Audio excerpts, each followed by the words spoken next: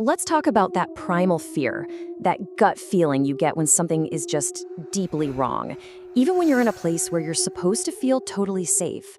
We're going to dive into what happens when that little voice in your head is right. You know that feeling, right? It's so easy to just brush it off. You tell yourself, I'm in a crowd or I'm locked in my house, it's fine. But what if that tiny alarm bell going off in your head is actually right? We're going to look at 3 true stories, and they all start in places you would never, ever expect to be in danger. So picture this: Coachella. For a 26-year-old and her friend, this was supposed to be the trip of a lifetime.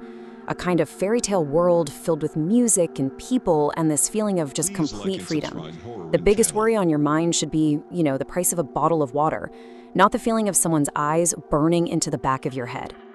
Okay, now let's go to a gorgeous villa right on the beach in San Diego.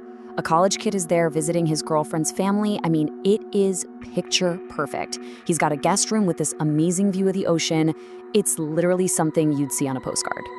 And for our third story, we find ourselves in a private, super modern Airbnb sitting right on the edge of the Palm Springs desert. A couple was there just looking for a quiet escape. It was isolated, it was serene, completely private. So 3 perfect settings, right? And each one is about to become the backdrop for something absolutely terrifying. So here's the thing. This is where it always begins. It's not some big, dramatic event. It's a whisper, a little unsettling moment, a glitch in the matrix that is just so easy to explain away. On one side, you have all the easy excuses we tell ourselves. At Coachella, she thinks, oh, I'm just being paranoid, it's the drugs. But on the other side, there's the reality. It's the same guy in a black shirt over and over again in the crowd. In San Diego, you see a figure in the background of your vacation photos and think, oh, just some random photo bomber, until you look closer and realize it's the same guy in 100 pictures. And out in Palm Springs, those weird thumps you hear outside? Nah, that's just the house settling. It's not something sinister, right? And this quote? It just nails it, doesn't it? It shows how quickly we and even our friends will jump to the most logical conclusion to shut down our own intuition.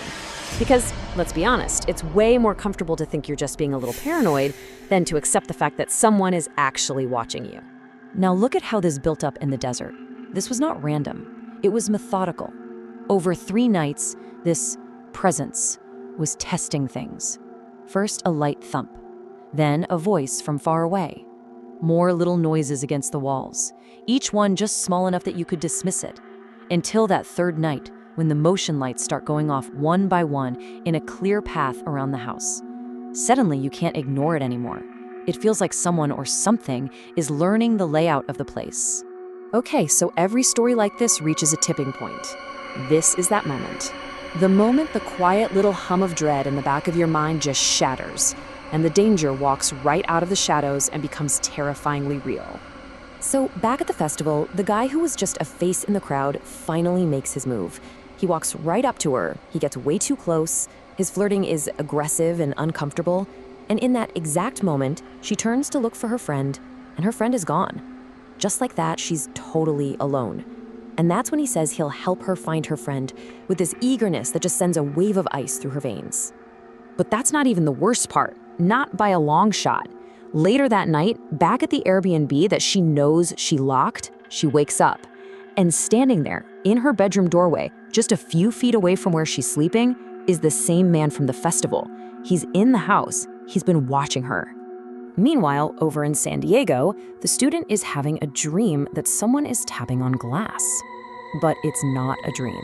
He opens his eyes, looks toward the window, and there he is. The same guy from all those beach photos. He's outside, he's wearing a black hood, and he's waving. He watches in horror as the man runs up the exterior stairs to the front door, and then he hears it.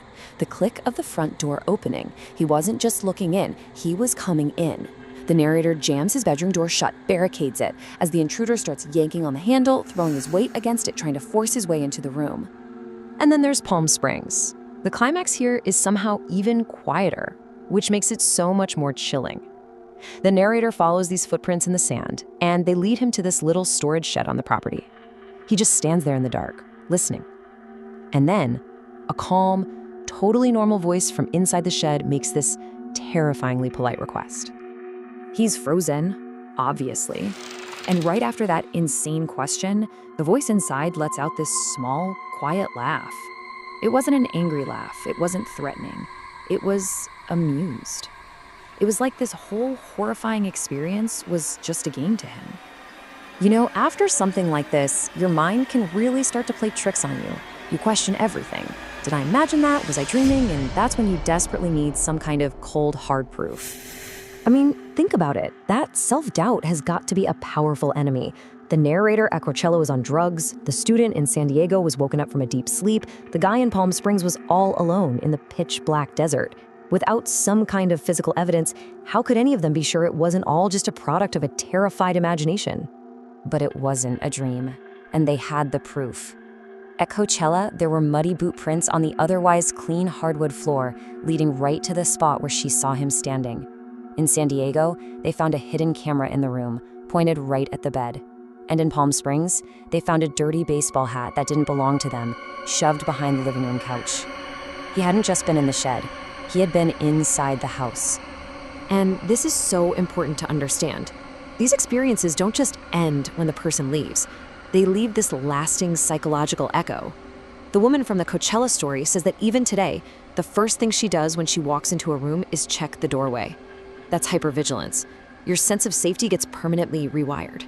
But even with all the proof, you want to know what's maybe the most unsettling part of these stories? It's what's missing.